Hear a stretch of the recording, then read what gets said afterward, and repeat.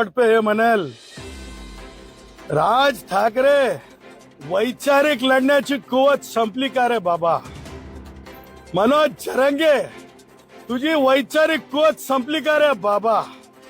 तुम्ही दोघे बाबा लोक झाले का रे बाबा? त्याच्यामुळे मला ह्यांच्या ज्या काही असंवेदनशील आणि अपप्रवृत्त विचार आहेत, ये अपप्रवृत्त विचार भारतीय संविधान की ताकत को रोक नहीं सकते। ही डेमोक्रेसी है, भारत रत्न डॉक्टर बाबासाहेब आंबेडकरांनी दिलेली डेमोक्रेसी आहे, भगवान बाबांनी दिलेली शिकवण आहे, माँ जिजाऊची शिकवण आहे, माँ अहिल्यादेवी होळकरांची शिकवण आहे। त्यामुळं जी माणसं या विचारानं प्रेरित असतात ती आशांसमोर वाकत नसतात, क्योंकि हम वाळू वाले भी नहीं है और हम टन टोल वाले भी नहीं है। त्यामुळं आज जो प्रकार घडला तो ज्वलनशील पदार्थ आहे, तो ऑइल आहे, ते जाळायचा उद्देश होता का?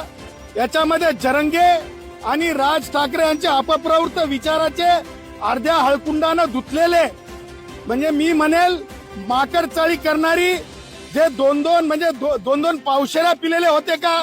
छटाक दारू पिणारे लावून दिलेले होते का? पोलीस तपास करत आहेत। आज दुःखाची गोष्ट, जी वर्दी संरक्षण करत असते त्या पोलीस वर्दीला सुद्धा ज्वलनशील पदार्थ लागलेला मी माझ्या डोळ्यांनी पाहिला। पोलिसांना उतरून ताब्यात घ्यावं लागलं, परंतु मला हे माहिती आहे की भारताच्या संविधानाचं मेकॅनिझम वाकत नसतंय आणि कोणी वाकवू शकत नसतंय। कानून के हाथ लंबे होते हैं और संविधान के हाथ बहुत मजबूत होते हैं।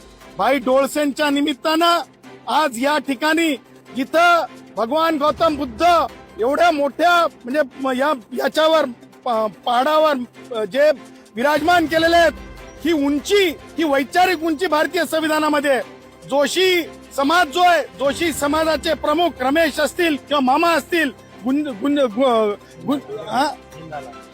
गुंजे परिवार असेल, चुंगे परिवार असेल, हे सगळे लोक हे बहुजन एकतेचं प्रतीक आहेत। त्याच्यामुळे राज ठाकरेचे दुधखुळे विचार किंवा जरंगेचे खुजे विचार, हे दोन्ही विचारांसमोर आम्ही थांबणारे आणि थकणारे नाहीत। तर तुम्हाला सांगतो, छटाक दारूवाल्यांपुरतेच ते मर्यादित आहेत आणि अशा गोष्टी आम्हाला थांबवू शकत नाहीत। विचाराचा प्रचार प्रसार करण्यापासून एवढं मी टंकेकी छोटं म्हणेन। मी तुम्हाला सांगतो, याच्या मागे मी तुम्हाला सांगितलं दोन गोष्टी आहेत। हमारे उदय आए थे, आमचे मित्र, प्रिय मित्र उदय सामंत साहेब येऊन गेले होते। ते कोणते मंत्री आहेत माहिती आहे तुम्हाला? उद्योग मंत्री आहेत। जरंगेनी हा उद्योग मांडला का? आणि तो उद्योग जो आहे, ते जे आज जे दोघं चौघं जे म्हणजे छटाक दारू पिऊन आले असतील, तर त्या हे यांनी मिळून केलाय का? कारण जरंगेला उद्योग देणं म्हणजे रेतीचा उपसा होणं।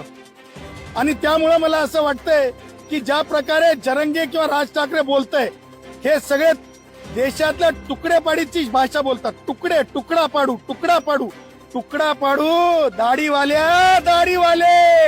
हे पाकिस्तान नहीं है, ये हिंदुस्तान है, ये भारत है, ये भारत के संविधान पे चलने वाला देश है। इथं मराठा मुख्यमंत्री नाहीत म्हणून तुम्ही जर आगाऊ चाळे करत असतील, जरंगे असेल किंवा राज ठाकरे सारखे कल्पित स्वतःच्या इच्छा पूर्ण होत नाहीत हे लक्षात घेऊन तर महाराष्ट्राला भाषेवर त्रास देत असतील, तर हे चालून घेतलं जाणार नाही। जेव्हा महाराष्ट्रात बिगर मराठा मुख्यमंत्री असतात, तेव्हा काही नालायक विचार, जाती अंध विचार, कारभारी विचार, तुकडेपाडीची भाषा करणारे असे अपप्रवृत्त विचार समोर येत असतात। परंतु हे पाणी कम चायत, हे बुटाच्या धुळीसारखे आहेत। आजचा प्रकार राज ठाकरे, तुला सांगतो, तुझ्या माणसांनी गाडीवर ज्वलनशील पदार्थ टाकलाय, हे माझ्या पायाच्या बुटाच्या धुळीच्या बरोबरीचे तुझे विचार आहेत।